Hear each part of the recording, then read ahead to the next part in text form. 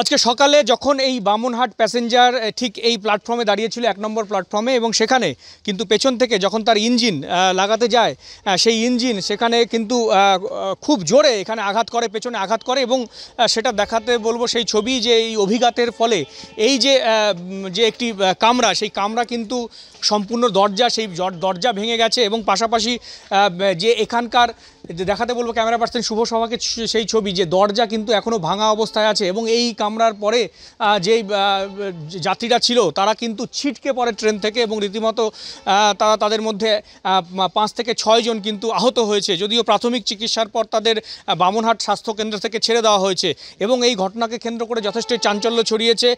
Train এই যে Bamunhat passenger যেটি ট্রেন এনজেপি পর্যন্ত যায় সেই ট্রেনটি কিন্তু এখনও পর্যন্ত এই বামুনহাট স্টেশনে রয়েছে।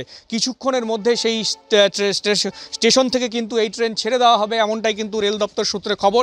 আমি আরেকবার দেখাতে বলবো সেই ছবি, সেই ট্রেনের বগি, যে ট্রেনের বগি ক্ষতিগ্রস্ত হয়েছে, যে সামনের যে দরজা সেই দরজা কিন্তু একেবারে ভেঙে গেছে, দরজা ভেঙে এখনও পর্যন্ত কিন্তু ভেতরে রয়েছে এবং দেখাতে বলবো সামনে থেকে সেই ছবি। এই যে ট্রেনের যে টয়লেট, সেই টয়লেটের কিন্তু এখানেও কিন্তু ভেঙে একদম সামনে এসে গেছে। তার মানে এর থেকেই বোঝা যায় যে কতটা জোরে এই ট্রেনের পেছনে এই যে ইঞ্জিন, সেই ইঞ্জিন আঘাত করেছিল।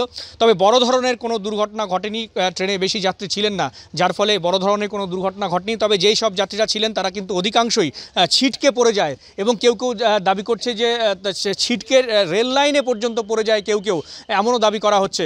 সব মিলিয়ে এই ঘটনাকে কেন্দ্রে ইতিমধ্যেই রেলের তরফ থেকে তাদের আধিকারিকরা এসে পৌঁছেছে এবং যারা আহত তাদের চিকিৎসার ব্যবস্থা করা হচ্ছে এমনটাই রেল দপ্তর সূত্রে খবর। ক্যামেরায় শুভ সাহার সঙ্গে শুভেন্দু ভট্টাচার্য, এবিপি আনন্দ, কোচবিহার।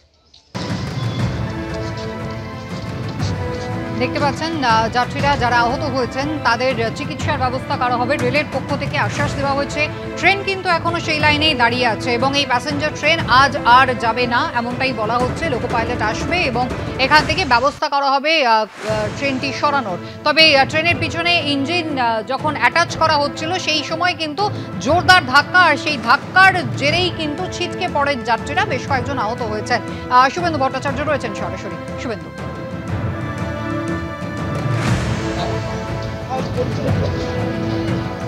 একদমই দেখো, এই যে দেখাতে বলছি সেই ট্রেনের ছবি, এই যে সেই ট্রেন এখনো পর্যন্ত দরজা কিন্তু ভাঙা রয়েছে, উঠে দেখবো যে কি অবস্থা ট্রেনের। ক্যামেরাম্যান শুভ সাহাকে বলবো এই যে দরজা এখনও পর্যন্ত কিন্তু দরজা এখানে ভেঙে রয়েছে এবং এই যে ট্রেনের বিভিন্ন জায়গায় কিন্তু ভেঙে রয়েছে এবং যেটা দেখা যাচ্ছে যে ট্রেনটিকে এই মুহূর্তে এখান থেকে ছেড়ে আরেকটি স্টেশনে নিয়ে যাওয়া হবে এবং সেখানে ইন্সপেকশন হবে এই যে কামরার, সেটা কিভাবে সেটাকে কতটা ক্ষতি হয়েছে এবং এটা চলাচলযোগ্য কিনা সেই বিষয়ে কিন্তু এখন ইন্সপেকশন হবে। রেলের আধিকারিকরা ইতিমধ্যে এসে পৌঁছেছে এবং সেটাকে একটা ইঞ্জিন লাগানো হয়েছে এবং এই কামরাকে ইতিমধ্যেই কিন্তু ট্রেনে নিয়ে যাওয়া হচ্ছে অন্য একটি প্ল্যাটফর্মে।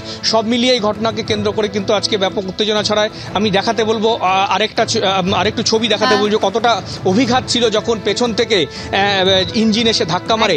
এই যে দেখা যাচ্ছে যে রেলের যে বগির একেবারে পেছন দিক সেটা কিন্তু পুরোপুরি একদম এখানে বেঁকে গেছে। তার মানে বোঝা যাচ্ছে যে কতটা জোরে এই আঘাত এনেছিল, যে কোনো অত্যন্ত তীব্র ছিল আর সেই কারণেই বেশ কয়েকজন যাত্রী যারা বসেছিলেন একেবারে ছিটকে পড়েন, আহত হয়েছেন তাদের মধ্যে কয়েকজন। ধন্যবাদ।